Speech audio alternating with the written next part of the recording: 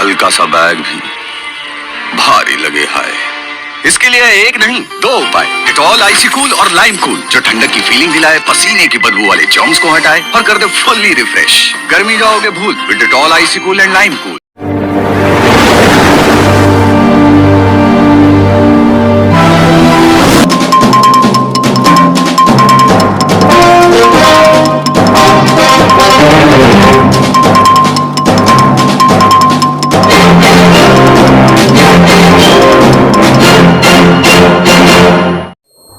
ನಮಸ್ಕಾರ, ರಾಜ್ ನ್ಯೂಸ್ ಲೈನ್ಗೆ ಸುಸ್ವಾಗತ.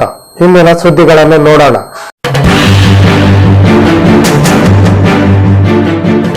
ಕನ್ನಡ ಸಾಹಿತ್ಯ ಪರಿಷತ್ತು ಮುಂಡಗೋಡ್ ಆಶ್ರಯದಲ್ಲಿ ಸಾಹಿತ್ಯ ಪರಿಷತ್ತಿನ ನಡೆ ವಿದ್ಯಾರ್ಥಿಗಳ ಫಲಿತಾಂಶದ ಕಡೆ ಎಸ್ಎಲ್ಸಿ ವಿದ್ಯಾರ್ಥಿಗಳಿಗೆ ವಾರ್ಷಿಕ ಪರೀಕ್ಷೆ ಪೂರ್ವ ಸಿದ್ಧತೆಯ ಬಗ್ಗೆ ಉಪನ್ಯಾಸ ಕಾರ್ಯಕ್ರಮವು ಗಾಂಧಿನಗರದ SC/ST ಬಾಲಕರ ವಸತಿ ನಿಲಯದಲ್ಲಿ ಹಮ್ಮಿಕೊಳ್ಳಲಾಗಿತ್ತು.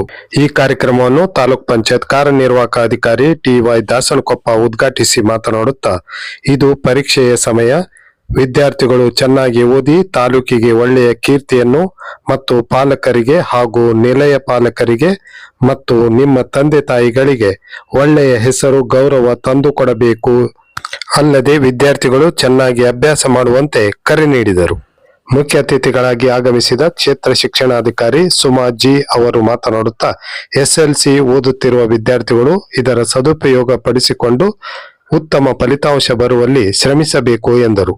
ಅಕ್ಷರ ದಾಸೋಹದ ಸಹಾಯಕ ನಿರ್ದೇಶಕರಾದ ರಫೀಕ್ ಮೀರಾ ನಾಯಕ್ ಮಾತನಾಡಿದರು.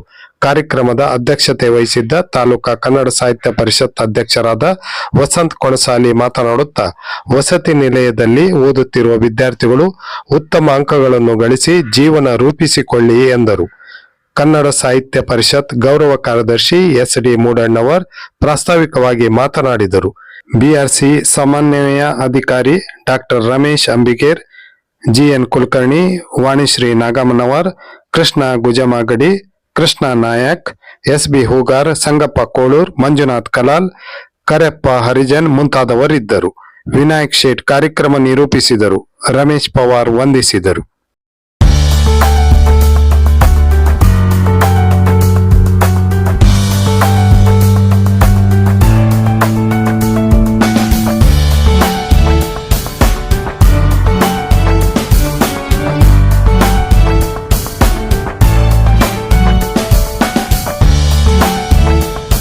ನಿಖರ ನಿಷ್ಪಕ್ಷಪಾತ ಸುದ್ದಿಗಾಗಿ ರಾಜ್ ನ್ಯೂಸ್ ಲೈನ್ ಅನ್ನು ತಪ್ಪದೇ ನೋಡಿ.